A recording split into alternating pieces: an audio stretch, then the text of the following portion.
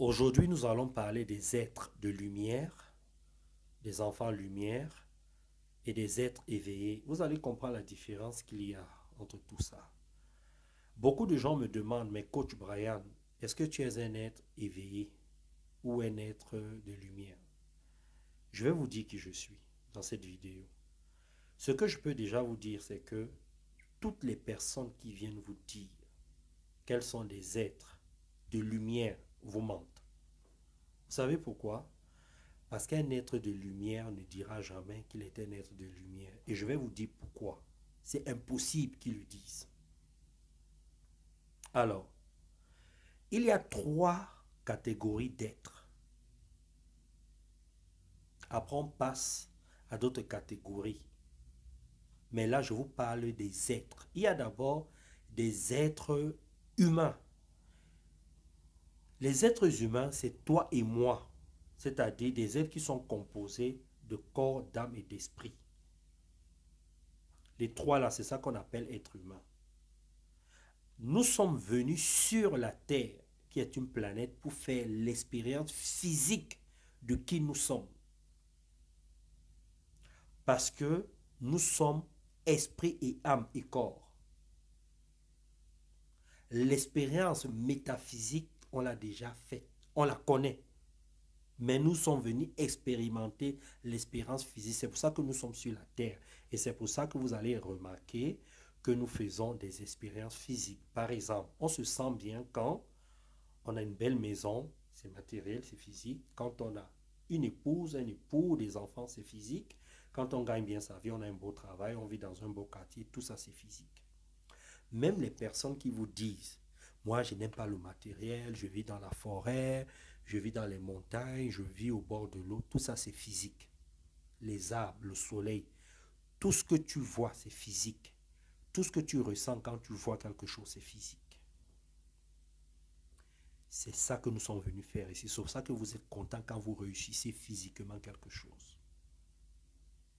Si vous vous posez et vous pensez en profondeur, sans croyance limitante à ce que je dis, vous allez vous rendre compte que ce que je dis est exact. Là, nous sommes dans les choses profondes. On n'est pas dans la religion, dans les coutumes. On est dans la spiritualité. Je suis un peu enrhumé. Ça, c'est la première catégorie. La deuxième catégorie, ce sont des êtres éveillés. Il y a une grande différence entre un être éveillé et un être évolué. Les êtres évolués sont des êtres humains qui ont évolué, qui sont passés à un autre niveau. Par exemple, moi, je suis un être évolué spirituellement, mais je ne suis pas un être évolué sur le plan, par exemple, technologique. Parce que moi, je ne peux pas créer un ordinateur, je ne peux pas... Il y a des êtres évolués dans la comptabilité, dans le droit, dans, dans l'informatique, dans plein d'autres domaines. Donc, ce sont les êtres humains. En fait, c'est parmi les êtres humains qu'on trouve des êtres évolués selon les domaines. Ce qui est différent d'un être éveillé. Un être éveillé est un être humain qui est passé à une autre dimension, c'est-à-dire il a terminé son parcours sur la planète Terre. Il était là comme toi et moi. Il a évolué, il a grandi. Pendant ses différentes vies, il est venu plusieurs fois, mais chaque fois qu'il venait, il évoluait, ce qui fait qu'il a évolué beaucoup plus rapidement que les autres. Il est passé dans une autre dimension, il est allé dans une autre planète, et là-bas, il n'y a que des êtres éveillés. Par exemple, moi, qui suis être humain pour l'instant, je sais exactement le nombre de vies qui me reste parce que je suis un être évolué spirituellement, je suis connecté et je sais ce qu'il me reste vu l'évolution que je fais. Je me bats tous les jours pour évoluer spirituellement. Donc, d'ici quelques temps, d'ici de nombreuses vies, d'ici quelques vies, je vais devenir un être éveillé et je ne vais plus revenir sur la terre, je vais passer dans cette planète-là. Et il y en a qui sont comme moi. Et ce sont donc les êtres évolués comme moi qui enseignons des choses authentiques, des choses vraies, ayant les pieds sur terre, on vous amène à vous à composer avec la société, avec le physique et tout ça, parce que nous sommes dans l'authenticité. Et comme nous sommes des êtres évolués, nous allons finir par être des êtres éveillés beaucoup plus tard.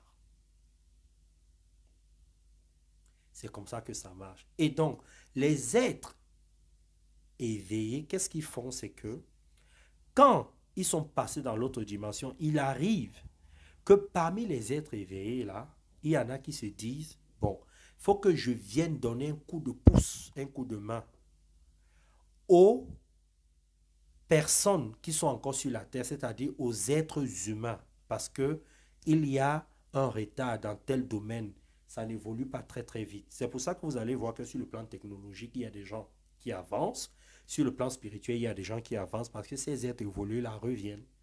Et c'est ces êtres évolués là, on les croise, ils sont là. Ils sont là. Ces êtres éveillés plutôt. Ces êtres éveillés là, on les croise, ils sont là.